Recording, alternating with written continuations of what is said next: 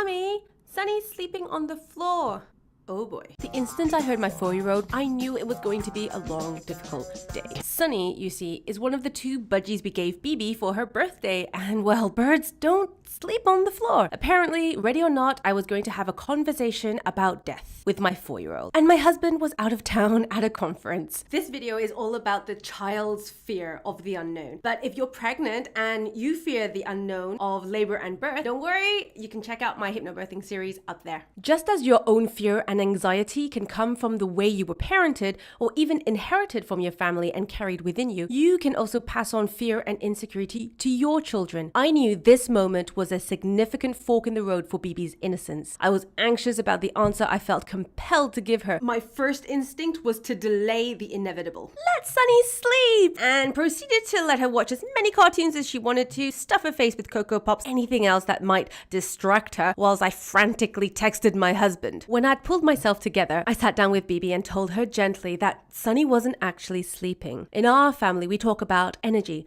The mind and body are connected, and without energy of the mind, the body cannot function. So I told her that Sunny's body just doesn't work anymore. Her energy, her soul had left. Your family may be religious, spiritual, agnostic, or something else, and your explanations can be what you need them to be in keeping with your beliefs and values. It's less about the words and more about being consistent in your message, because they'll ask again and again. Heartbreaking, but it's our jobs to give them that reassurance, that confirmation of what sadly is. So here's the plan. Keep the facts simple and use the same turn of phrases and explanations. Be consistent between each conversation you have, and like perfect partners in crime, you and your partner have to stick to the same story too. She asked me really hard questions like, you mean she'll never chirp again? She'll never fly and sit on my hand? And so the 2 of us just crumpled on the floor and cried a lot. And I guess we just let ourselves feel that sadness, and I'm so glad I didn't try to rush through it. BB spent the entire day holding her dead bird, and honestly, I didn't know whether to laugh or cry. We held a funeral and had a chance to talk about why we love Sunny and how she made us happy. And then, inevitably, the real bombshell landed. BB asked me if she was going to die.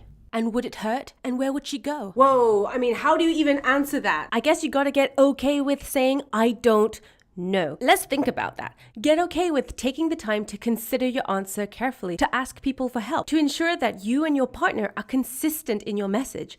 I told BB that everyone dies. I weaved into our mundane conversations little teachings about the impermanence of things, the impermanence of time and form. Something strange compelled me to watch The Land Before Time with BB and a big box of chocolates that evening. Then I knew why. I burst into tears and just hugged my baby during that bittersweet scene where the little dinosaur's mother dies and tells her son Littlefoot, some things you see with your eyes, others you see with your heart. That gets me every time. I guess what I want to teach her is that impermanence is what makes all things, moments, and people so precious. When we forget to live in the moment, we forget to cherish what really matters most. This is why we practice mindfulness together. Yes, motherhood's going to be hard. It's going to be beautiful. It's going to be bittersweet, but we are not going to miss a bit of it. If this story affected you in any way, I want to hear about it in the comments. You can even download the printable worksheet below so you can formulate your consistent message and plan of action in advance. See y'all in the next video.